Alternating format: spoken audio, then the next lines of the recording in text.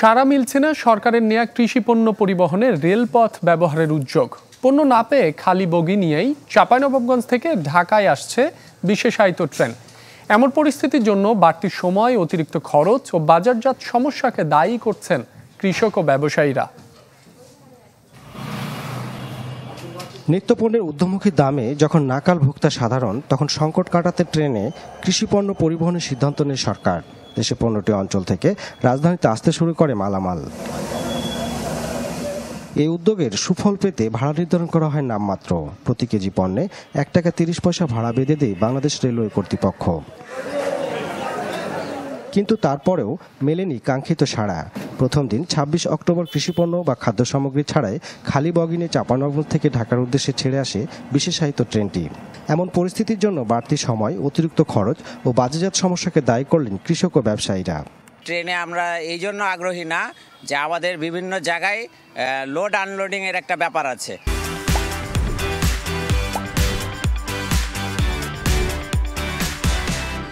এইটার জন্য ট্রাকের থেকে আপনার ট্রেনে খরচটা বেশি হয়ে যাবে। কিন্তু ট্রেনের টাইমটা হয়ে গেছে সকালে কেউ মাল দিতে পারবে না। মালটা যদি দিতে হয় সকালে, তাহলে একদিন আগে ভাঙতে হবে, তাহলে ওখানে একদিন, ট্রেনে একদিন, তাই 2 দিনের রিটার্ন হয়ে যাচ্ছে।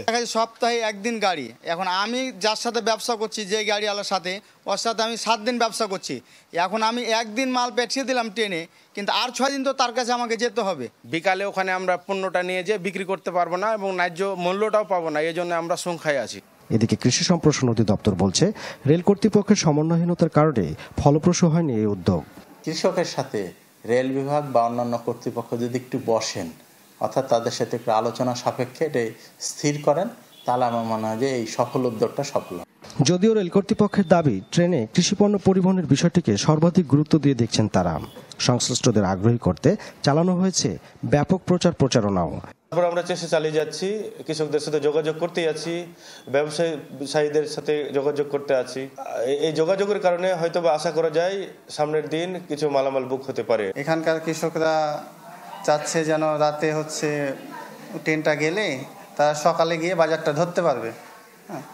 এই জন্য তারা একটা দাবি জানাইছে। আমরা ঊর্ধ্বতন কর্তৃপক্ষের সাথে কথা বলবো। রেলওয়ে সূত্র জানায়, রহনপুর ঢাকা রুটে কৃষিপণ্য স্পেশাল এই ট্রেনে রয়েছে 5টি লাগেজ ভ্যান বগি।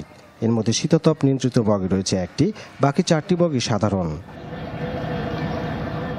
আনোয়ার হোসেন, চ্যানেল 24, চাঁপাইনবাবগঞ্জ।